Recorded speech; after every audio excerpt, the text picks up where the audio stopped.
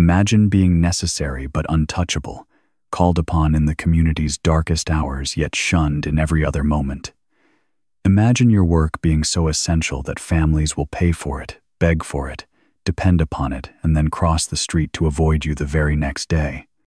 Imagine eating food placed upon a corpse, bread that's absorbed the sins of the dead, ale that carries the weight of a lifetime's transgressions, and knowing that by consuming it, you take those sins into yourself. This was the life of the sin eater, one of the strangest and loneliest professions in history, practiced in the misty borderlands where England meets Wales from the 17th through the 19th centuries. These men, and they were almost always men, performed a service rooted in ancient Celtic traditions mixed with folk Christianity. They ate the sins of the dead so that souls could pass unburdened into the afterlife. They were paid in bread, ale, and a few coins. They were necessary for the community's spiritual peace, and they were despised, feared, and isolated for the very service they provided. Tonight, we follow one such man through a cold November day in 1784, as he prepares for and performs the ritual that defines his existence and seals his exile. Welcome to Yawnworthy Jobs for Sleep, where we explore the fascinating and often overlooked work that has shaped human history. Tonight, we're traveling back to the Welsh borderlands in the late 18th century, to a world where sin was a tangible thing that could be transferred from one person to another, where death was a passage fraught with spiritual danger, and where certain men sacrificed their own social existence to ensure others' eternal peace. So settle back, let your breathing slow and deepen, perhaps pull that blanket a bit closer, and join us in exploring one of history's most mysterious and melancholic professions. The sin eater wakes before dawn in his cottage on the edge of the village, that liminal space where human settlement gives way to wild country. The cottage sits deliberately apart, perhaps 200 yards from the nearest dwelling, close enough to be summoned when needed, far enough to maintain the necessary separation. It's a small structure, stone walls and a thatched roof that he maintains himself since no one will hire out for such work. The interior is sparse, a straw mattress in one corner, a rough wooden table and single chair, a fireplace that provides the only heat and cooking surface, shelves holding a few wooden bowls and cups. There are no decorations, no personal touches beyond the purely functional. This is shelter, not a home. He rises in the darkness, the November cold seeping through the walls, his breath visible in the pre-dawn gloom. He's perhaps 40 years old, though the hard life makes aging difficult to judge, lean and weathered, with dark hair going gray at the temples and eyes that carry the particular weariness of someone who bears burdens that can't be set down. He dresses in layers against the cold, a rough linen shirt, a woolen waistcoat, thick breeches, and a coat that's been mended many times. His clothes are serviceable but worn, the attire of poverty, though they're clean. Cleanliness is one of the few dignities available to him. The morning ritual begins with kindling the fire, coaxing flame from last night's embers and adding wood carefully, conserving the supply he's gathered himself from the forest. No one will sell him firewood, just as no one will sell him food or cloth or anything else. The sin eater's economy exists almost entirely outside normal commerce. He survives through foraging, through a small garden plot behind the cottage, through the payments he receives for his services: bread, ale, cheese, and coins that he can sometimes use in the next village over, where his reputation hasn't quite reached. As the fire catches and begins to warm the cottage, he prepares a simple breakfast: oat porridge made with water, a bit of dried apple added for sweetness, the remnants of bread from his last calling. The bread from a sin-eating bread that has absorbed a dead person's sins is paradoxically the most reliable source of food he has. The theological implications of this are not lost on him. He eats sins for others' salvation, but also for his own survival. The bread sustains his body while supposedly corrupting his soul. It's a strange communion, a dark mirror of the Eucharist where instead of partaking of Christ's sacrifice, he embodies it by taking on others' transgressions. The tradition of sin-eating has roots that reach back before Christianity came to these islands, back to Celtic practices of ritual purification and scapegoating. The ancient Celts believed that the dead carried their earthly burdens with them into the other world, and that these burdens could trap a soul, preventing its passage to the next realm. Various rituals developed to ease this passage: offerings, sacrifices, ceremonial washing of the body. When Christianity arrived, it brought its own theology of sin and redemption, and somewhere in the mixing of old and new beliefs, the practice of sin-eating emerged. The theological basis draws from several sources. There's the biblical scapegoat from Leviticus, where the high priest would symbolically transfer the community's sins onto a goat that was then driven into the wilderness, carrying those sins away. There's the Christian doctrine of substitutionary atonement, where Christ takes on humanity's sins, bearing them to free others. There's the folk belief, never quite extinguished, that sin is a substance, a spiritual contamination that can be moved from one vessel to another through ritual means. Mix these together in the rural borderlands, where Celtic and Saxon and Norman cultures have all left their mark, where the official church's reach is weak and folk traditions remain strong, and you get the sin-eater. The practice is concentrated in Wales and the Welsh Marches, in Shropshire and Hereford, in those misty hills where old ways persist. The church officially condemns it. Of course, bishops have issued statements declaring it superstition and heresy. But the church is distant, often represented only by a priest who visits occasionally, and the people's fear of death and its aftermath is immediate. They need assurance that their dead will find peace, that sins confessed or hidden won't trap a soul in purgatory, or worse. And so they call the sin-eater, secretly if necessary, maintaining the old practice despite official disapproval. The sin-eater finishes his porridge and steps outside into the November morning. Dawn is breaking, pale light filtering through the mist that clings to the valley, turning the world into something ethereal and uncertain.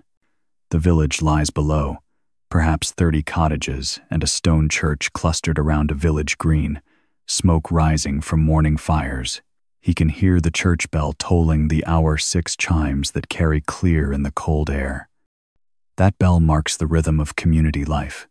Morning prayers, midday, evening vespers, Sundays calling the faithful to Mass. It's a rhythm he hears but can never join. The church door is closed to him. The congregation would not suffer his presence. Even the priest, when their paths cross, makes the sign against evil and hurries past. His morning work involves tending the small garden plot, now mostly dormant in late autumn but with a few hardy vegetables still producing, kale that survives frost, turnips stored in earth, herbs drying under the cottage eaves. He checks his snares in the nearby woods, 3 rabbits this week, a welcome addition to his diet. Foraging provides much of what he needs: mushrooms, wild garlic, berries in season, nuts stored for winter. He knows the forest intimately, having spent countless hours there, the only place where he feels no judgment, no fear, no eyes tracking his movement with suspicion and dread. He's mending the snare when he hears footsteps approaching the cottage. His heart quickens. Visitors are rare and almost always mean one thing. He turns to see a girl, perhaps 10 years old, approaching hesitantly up the path. She's been sent as messenger, as children usually are. The adults won't approach his cottage if they can avoid it, but children, being innocent, are believed to be less susceptible to whatever spiritual contamination surrounds him. Still, she looks frightened, her eyes wide, and she stops a good 10 feet away. "Good morning," he says gently, keeping his voice soft, non-threatening. Frightening the messenger would not help his reputation. "Sir," she says, the word coming out in a rush. "My grandfather, Thomas Griffith, he died last night. My father asks if you'll come." Thomas Griffith. The sin-eater knows the name of farmer, reasonably prosperous by village standards, a man he's seen countless times at market or on the roads. They've never spoken, of course. Thomas Griffith would no more speak to the sin-eater than to a ghost. But he's seen him, A stocky man with a red face, loud laughter, quick temper. A man with sins like any other, perhaps more than some. "When?" he asks. "This afternoon, 3 o'clock. They'll have him laid out proper by then." "The payment?" The girl produces a small leather purse from her pocket, sets it on the ground, and steps back. The sin-eater retrieves it, counts the contents. 4 shillings in silver coins, a reasonable sum. Plus the ritual bread and ale, of course, which are part of the tradition itself. "Tell your father I'll come," he says. The girl nods. Relief visible on her face, relief at having discharged her duty, and relief at being dismissed, allowed to return to the safety of her family and community. She turns and runs back down the path toward the village, not looking back. The sin-eater weighs the purse in his hand, 4 shillings. It will buy supplies in the next village, perhaps a new shirt, if he's careful. But more than the money, the summons brings the familiar mixture of emotions. A grim satisfaction at being needed, a heavy dread at the work ahead, and underneath it all, a profound loneliness. He is necessary. He is essential to their peace, and they hate him for it. He returns inside to prepare. A sin-eating requires certain rituals of his own, preparations that have nothing to do with what the family expects, and everything to do with maintaining his own sense of purpose and dignity in work that strips away both. He must be clean, bathing in cold water from the well, washing away the morning's sweat and forest dirt. He must be properly dressed, not in his work clothes, but in the better garments he keeps for these occasions, somber and dark like mourning clothes. He must be mentally prepared for what comes next, the weight of another soul's sins, the burden of another lifetime's wrongs and failures and secret shames, all consumed and taken into himself. The theological question that haunts him is whether it actually works. Does eating bread placed on a corpse genuinely transfer sins? Is there a spiritual mechanism by which wrongdoing can be absorbed into food and then into his body? The people believe it. The families who call him believe it desperately. But does he? Some days, yes. Some days he feels the weight of what he carries, feels the accumulation of sins taken on, feels himself growing heavier with spiritual burden. Other days, it seems like theater, like a ritual that provides psychological comfort, but no actual spiritual efficacy. And then there are the days, the worst days, when he thinks perhaps it works, but not the way anyone intends, that he's damning himself repeatedly for nothing, that the families receive false comfort while he genuinely suffers. But whether it works or not, the service is real. The comfort is real. The grief-stricken families find peace believing their dead can pass unburdened. The community maintains its equilibrium, confident that death doesn't trap souls in punishment. And he, by accepting this role, by becoming the container for others' sins, enables that peace. There is something Christ-like in it. He sometimes thinks taking on the sins of others, being despised and rejected, offering himself as a sacrifice so others might find salvation. The comparison feels blasphemous, but also true. He checks the time by the sun's position mid-morning now, perhaps 10 o'clock, 5 hours until the ritual. He spends the intervening time in quiet preparation, gathering the items he'll need, reviewing the words he'll speak, and mostly sitting in contemplation before the fire, watching flames dance and feeling the weight of what he's chosen, or what's been chosen for him.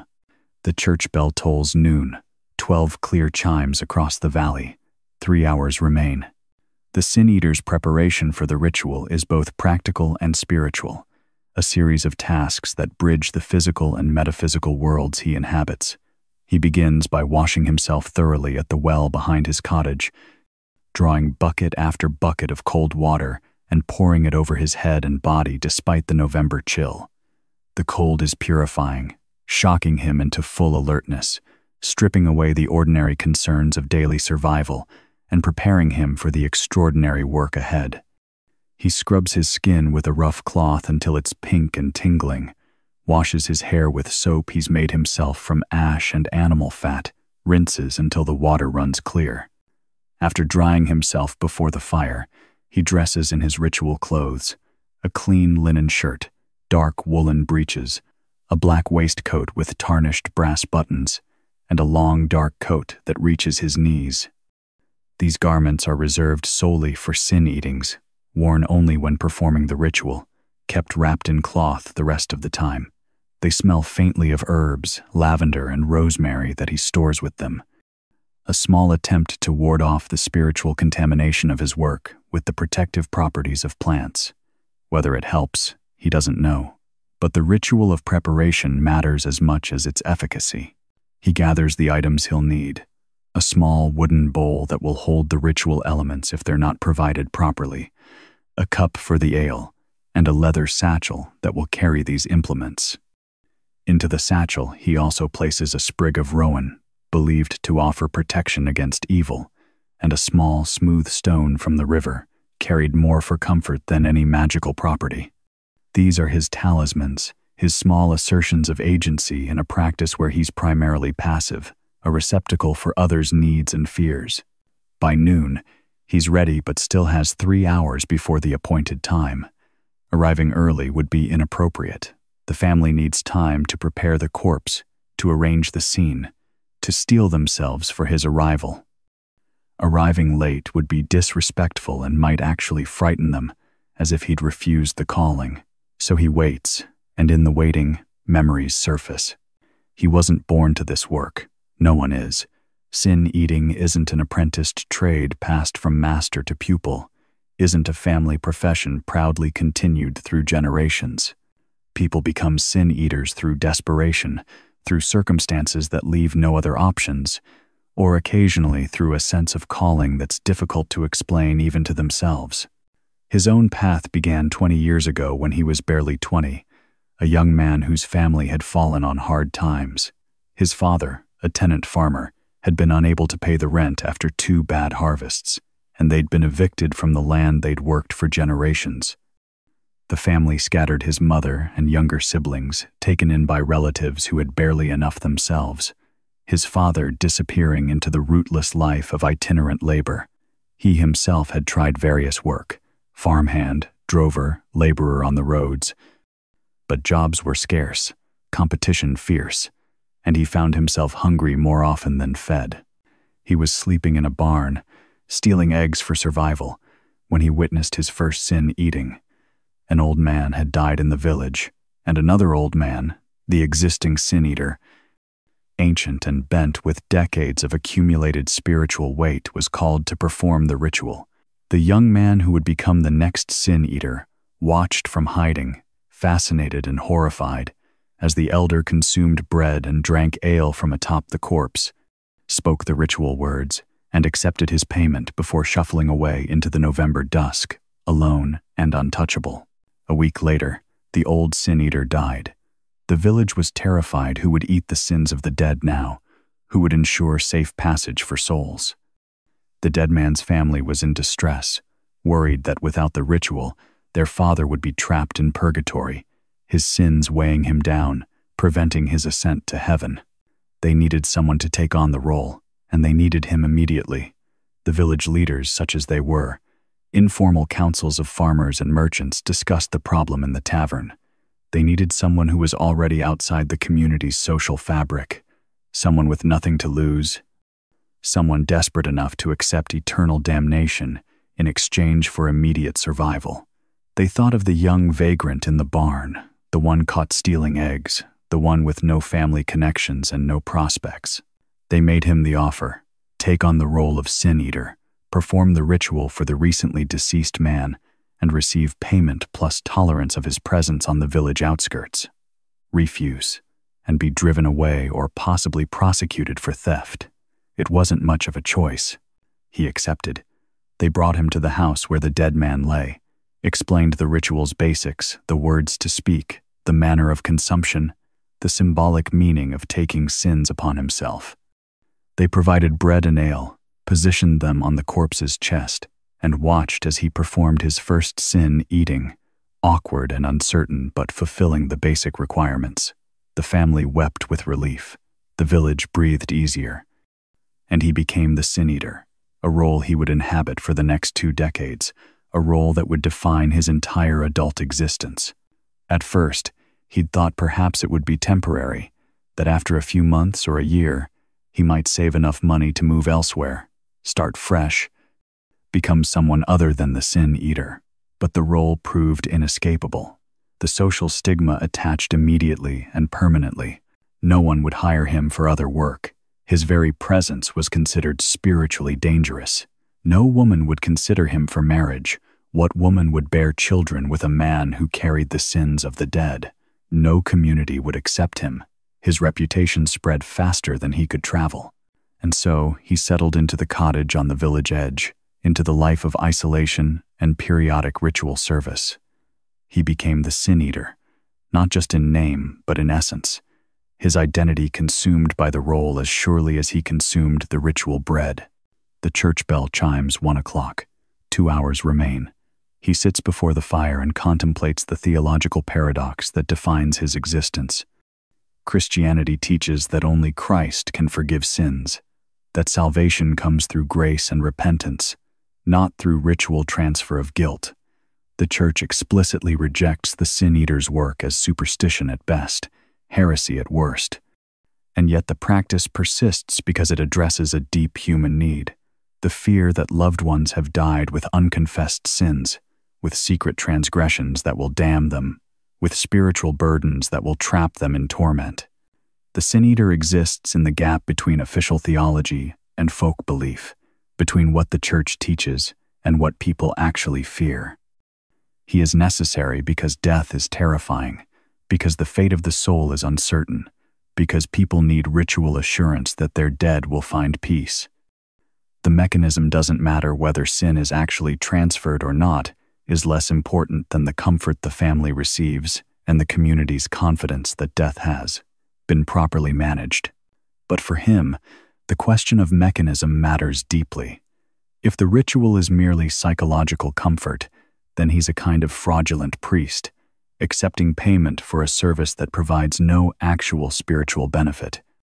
But if the ritual genuinely works, if sins are truly transferred from the dead to him through the consumption of blessed bread and ale, then he's accumulating a massive spiritual burden that could damn him eternally. Either he's a charlatan or a martyr, and he's never quite sure which. The theological model that makes most sense to him on the days when he tries to make sense of it is similar to the biblical scapegoat. In Leviticus, the high priest would symbolically transfer the people's sins onto a goat, which was then sent into the wilderness. The goat didn't literally carry sins in any material sense, but the ritual served a function. It provided psychological release, allowed the community to feel cleansed, enabled a fresh start. Perhaps that's what he is, a human scapegoat, performing a ritual that's psychologically and socially necessary, even if theologically questionable. But then, there are the moments, rare but undeniable, when he feels something during the ritual. A weight settling onto him as he consumes the bread, a darkness at the edge of his vision, a cold that has nothing to do with November air. Are these genuine spiritual experiences or psychological responses to his role's expectations? He's never been certain, and after 20 years, he's stopped trying to be. At 2 o'clock, the church bell chimes twice, the sound carrying clear across the valley. 1 hour remains. He banks the fire, ensuring it won't die while he's gone, and steps outside into the afternoon. The mist has lifted somewhat, revealing the village below in weak sunlight. He can see people moving about their business, women carrying water from the well, men repairing a fence, children playing some game in the road. Normal life, the kind of life he'll never have again. He begins walking down the path toward the village, his dark figure moving through the landscape like a shadow, like something not quite substantial. As he approaches the first cottages, he sees people notice him, see them pause in their activities, see the instinctive response. Crossed fingers to ward off evil, hands moving in the sign of the cross, faces turning away to avoid eye contact. A woman ushers children inside and closes the door. A man who is repairing a cartwheel picks up his tools and moves to the other side of his cottage. No one speaks to him. No one acknowledges his presence except through avoidance. This is always the worst part, not the ritual itself, but this walk through the village, this public demonstration of his status as outcast. He is necessary but toxic, essential but untouchable. The village needs him desperately, but they despise him for being what they need. It's a peculiarly cruel arrangement, and one that weighs on him more heavily than any spiritual burden. He walks slowly, with dignity, keeping his eyes forward, maintaining his composure. He won't give them the satisfaction of seeing him hurry or slink or show shame. This is his work, terrible as it is, and he'll perform it with what pride he can muster. Thomas Griffith's cottage is near the village center, a substantial structure of stone with a slate roof, indicating the family's relative prosperity. Outside, a small group has gathered family members in mourning clothes. A few neighbors come to pay respects. They fall silent as he approaches, drawing back to clear a path, their expressions a mixture of grief, fear, and something almost like reverence. He is feared, yes, but also necessary. He represents both danger and salvation. A man in his 30s, Thomas's son, presumably steps forward. "Thank you for coming," he says, his voice formal, careful. He doesn't offer a hand to shake. That would be too much contact. "My father is laid out inside. Everything is prepared." The sin-eater nods. "I will need a moment with him, to assess. Then we will proceed." "Of course. Please, enter." The cottage door opens, and the sin-eater steps into the realm of death and grief, where his service will once again be needed, feared, and ultimately necessary. The interior of Thomas Griffith's cottage is dim, despite the afternoon hour. Candles lit around the room, creating pools of flickering light that barely push back the shadows.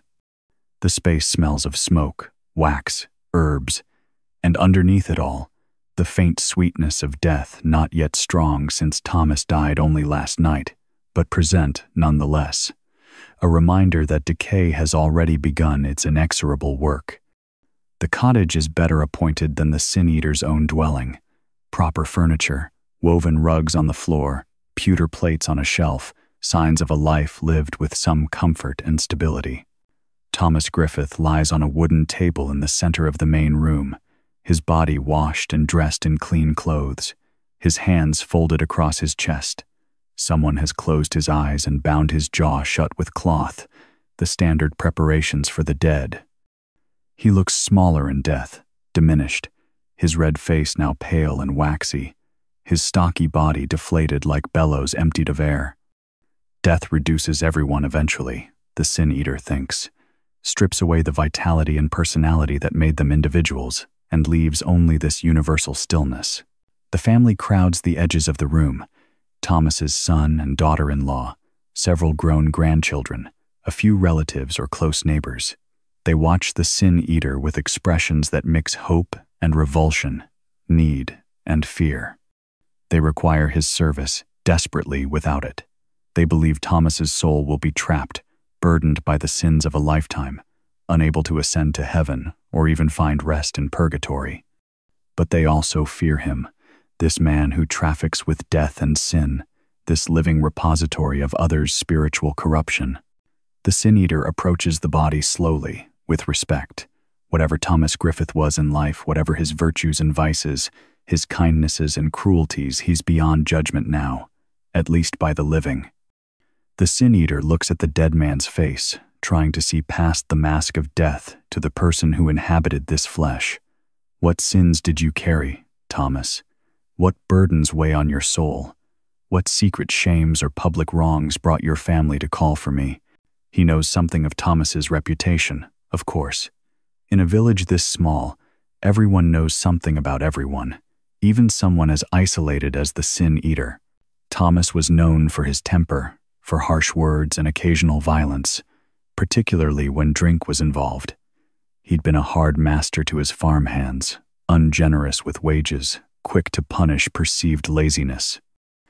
There were rumors, always rumors, impossible to verify, of infidelity years ago, of a confrontation with a rival that ended in blood, though not death, of sharp dealing in business that skirted the edges of honesty.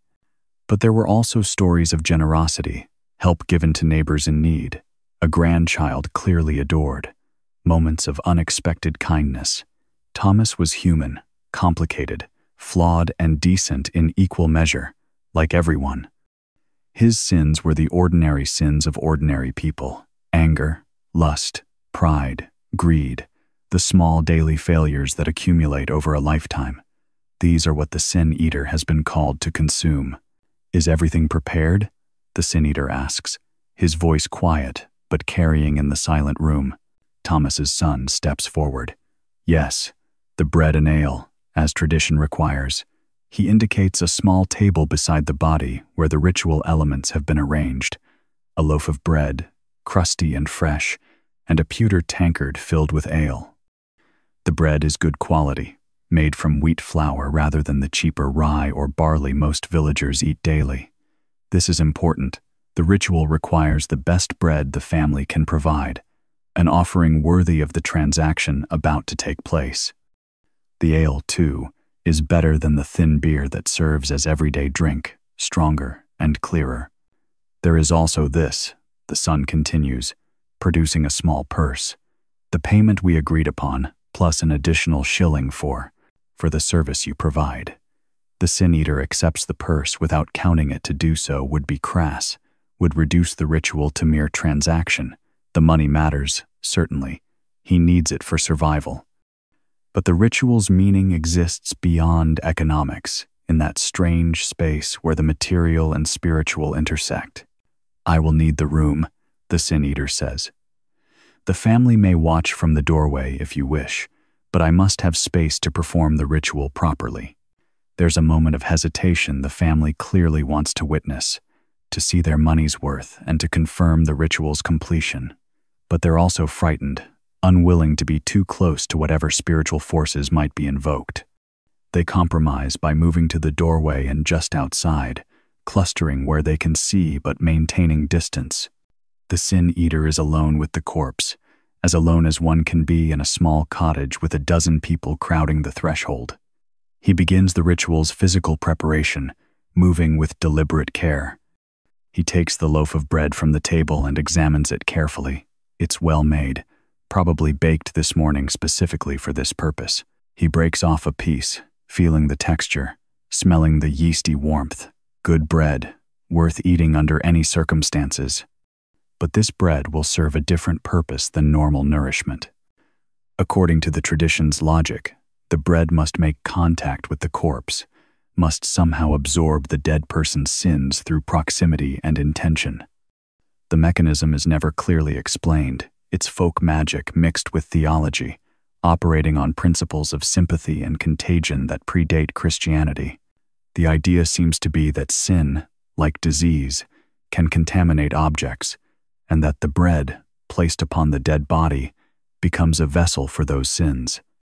By eating the contaminated bread, the sin-eater takes the sins into himself, freeing the dead person's soul from their burden. He places the broken bread directly on Thomas's chest, settling it carefully on the folded hands. Then he retrieves the tankard of ale and pours a small amount onto the bread, wetting it, creating a physical connection between the liquid and solid elements. The ale darkens the bread, soaking into it, and for a moment, the sin-eater has the irrational but powerful image of sins flowing from the corpse into the bread like invisible fluid, staining it with spiritual contamination.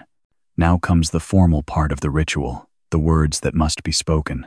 These vary by region and by sin-eater. There's no official liturgy, no written formula passed down through generations.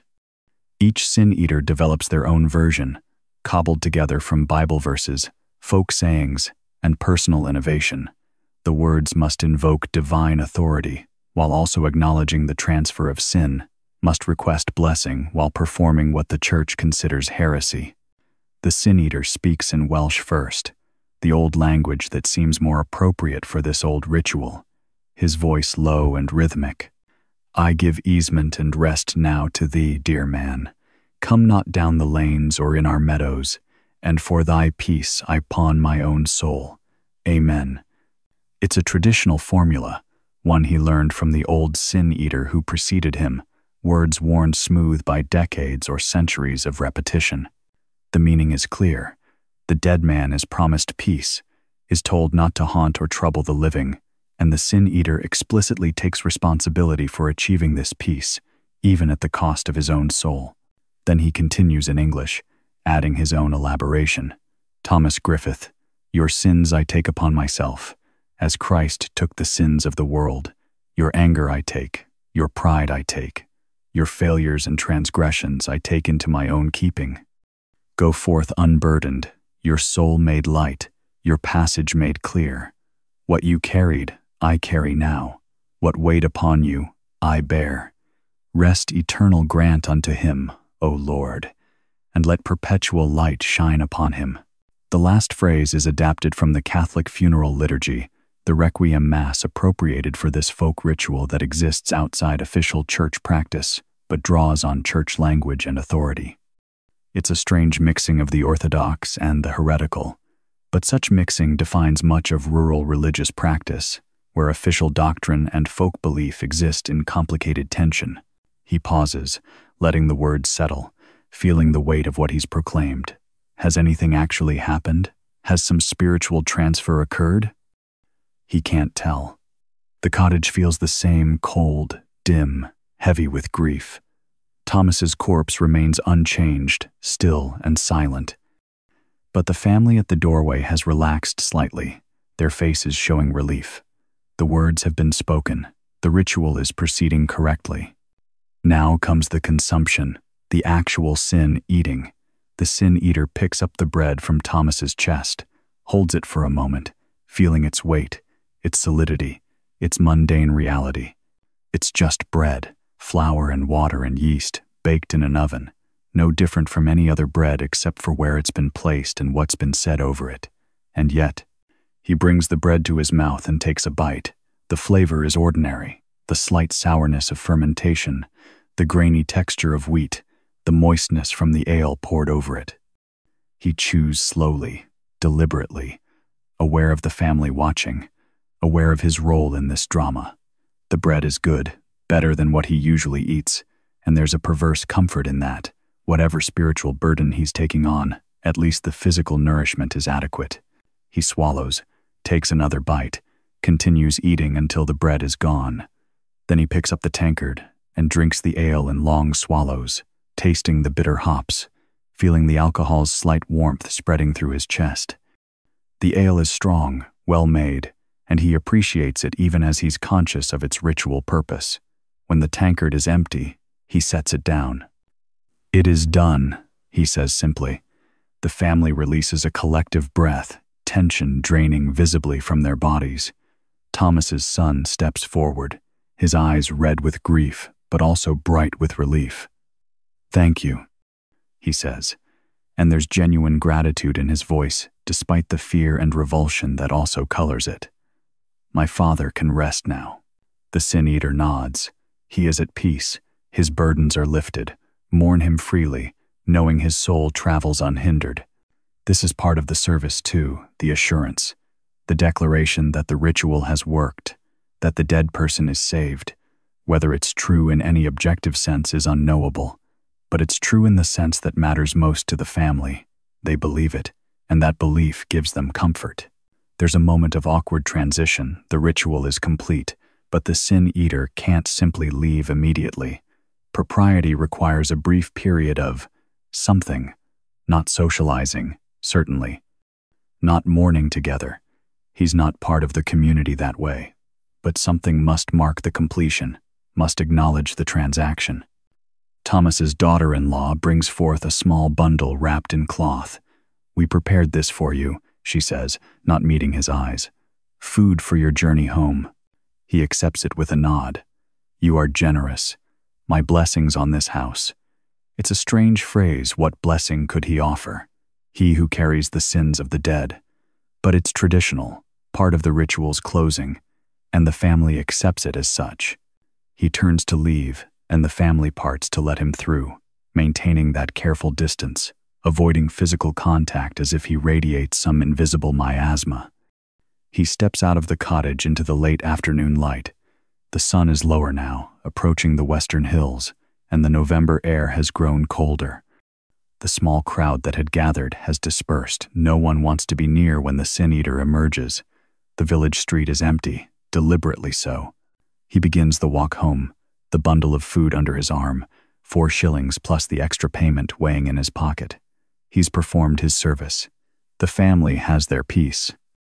Thomas Griffith's soul is, by the community's belief, freed from its sins and able to continue its journey into whatever afterlife awaits.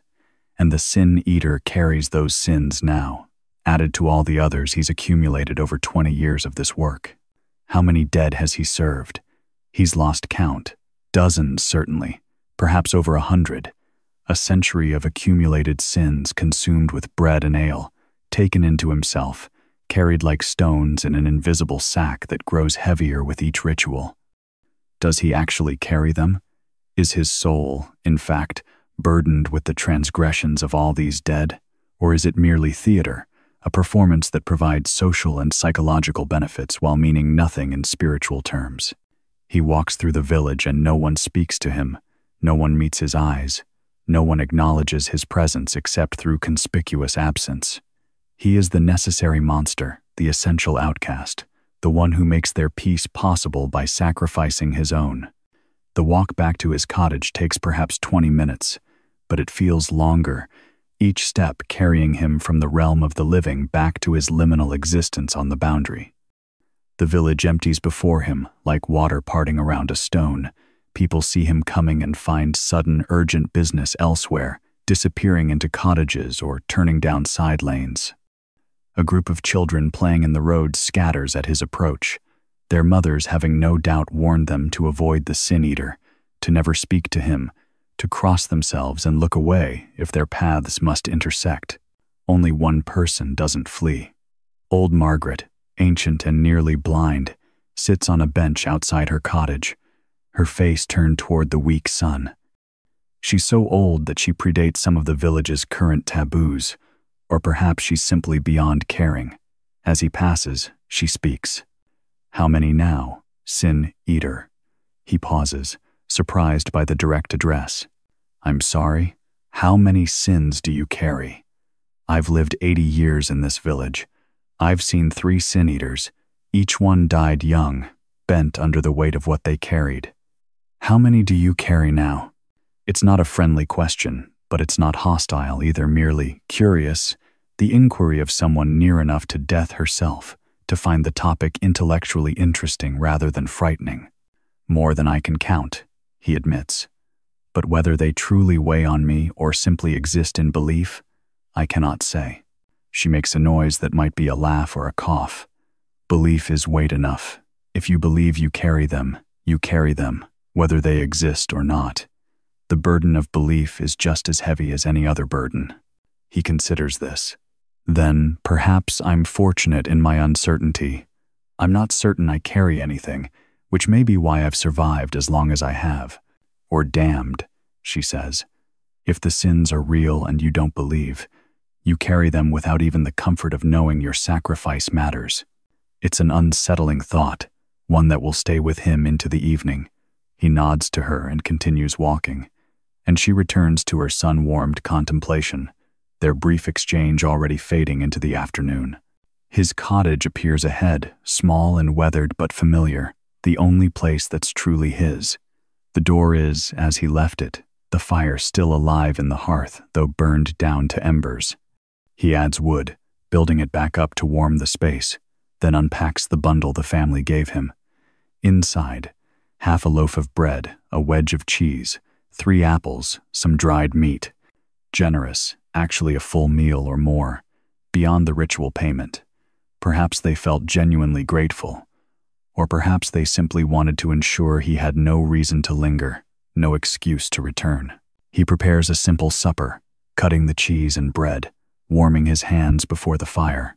The food tastes good, though he's always conscious when eating payment from a sin, eating that it's connected to death, to grief, to the transaction where he sold his soul's peace for a few coins and a meal. Is this bread tainted by proximity to death? Probably not. It was wrapped separately, protected. But the thought lingers. As he eats, He reflects on Thomas Griffith, on the life he glimpsed through the ritual, a man of temper and generosity, of ordinary sins and ordinary virtues, now reduced to a corpse and a set of transgressions, supposedly transferred to another. What does it mean to carry someone else's sins? If the ritual works, if sins can actually be transferred through the eating of blessed bread, then he's absorbed Thomas's anger, his pride, his violence, his moments of cruelty and dishonesty. Do they become part of him? Do Thomas's sins add to his own, creating a composite soul weighted with multiple lifetimes of wrongdoing? The theological implications are staggering if taken seriously. Christianity teaches that sin is personal, that each person stands before God accountable for their own choices. The idea of transferring that accountability to another person seems to violate the basic structure of moral responsibility. And yet, Christianity also teaches substitutionary atonement, Christ taking on humanity's sins, bearing them to free others. If Jesus can do it for all humanity, why couldn't the sin-eater do it for individuals? It's theologically questionable, certainly, but not entirely without precedent. The Catholic concept of purgatory provides another framework. If the dead go to purgatory to be purified of their sins before entering heaven, then perhaps the sin-eater's ritual shortcuts that process, taking the sins that would have required purgatorial suffering and bearing them instead in his own life. He becomes a living purgatory, a walking place of purification, suffering now so the dead don't have to suffer later. But this assumes the sins have substance, have reality beyond mere social or psychological constructs, and that's where his certainty falters. He's performed this ritual dozens of times, has eaten the sins of farmers and merchants, wives and husbands, the young dead and the old, and he's never felt definitively different afterward, never experienced some unmistakable spiritual transformation. There are moments, yes, when he feels heavy, burdened, when darkness seems to press closer. But are those moments evidence of genuine spiritual contamination, or simply the psychological weight of his social isolation and the grim nature of his work? He finishes his meal and sits before the fire, watching flames dance in the hearth, hypnotic and ever-changing. Outside, night has fully fallen, the November darkness complete and profound in this era, before artificial light reaches beyond cities. The village below is visible only as scattered yellow points of candlelight and the occasional glow of a hearth fire through a window. He can hear, faintly, sounds of life, voices, laughter, a dog barking, normal sounds of community, of people living together in the comfort of shared space and shared values. He'll never have that. The sin-eater's role precludes normal social existence. No wife will have him. What woman would bear the children of a man who carries the sins of the dead, risk having those sins somehow passed to her offspring? No friends will claim him. Association with the sin-eater risks spiritual contamination by proximity. No church will accept him. He's performing a ritual the official church condemns, positioning himself as a heretical alternative to sanctioned confession and absolution. The profound loneliness of his existence settles over him like a cloak. He is necessary but despised, essential but untouchable, serving the community by being forever exiled from it. There's something almost Christ-like in the isolation. Jesus, too, was necessary but rejected, essential but condemned, offering salvation through his own suffering and exclusion. But the comparison feels blasphemous, an arrogant elevation of his humble ritual to divine status. And yet, if he strips away the theological complexity, what remains? A man eating bread, a family finding comfort in belief, a community maintaining equilibrium through ritual scapegoating. These are simple, human things, neither wholly good nor wholly evil, just the mechanisms by which frightened people manage the universal terror of death. The church bell tolls in the distance, 9 chimes marking the hour. The village will be settling for the night soon. Families gathered around fires, parents telling children stories, couples preparing for bed in the warmth of shared blankets. Meanwhile, he sits alone in his cottage on the boundary, warmed only by his own fire, with no one to speak to, no one to touch, no one to share the burdens he carries, real or imagined. But there's also a strange freedom in his isolation. He's not bound by the community's expectations in most matters, only in his ritual role. His daily life is his own, accountable to no one. He answers to no master, follows no schedule but his own. When he walks in the forest, he's completely alone, free from judgment and fear. The social death he's experienced in becoming the Sin Eater has paradoxically freed him from social constraints in other areas. He's beyond society's normal rules because he's beyond society itself. There's dignity in that, he thinks. Dignity in the service he provides, in the comfort he gives to the grieving, in the peace of mind the community gains through his sacrifice. They despise him, yes, but they also need him desperately. And perhaps being necessary but untouchable is better than being neither. Better than being completely invisible and irrelevant. He thinks of Thomas Griffith lying in that cottage, awaiting burial tomorrow in the churchyard where the Sin Eater will not be welcome to attend.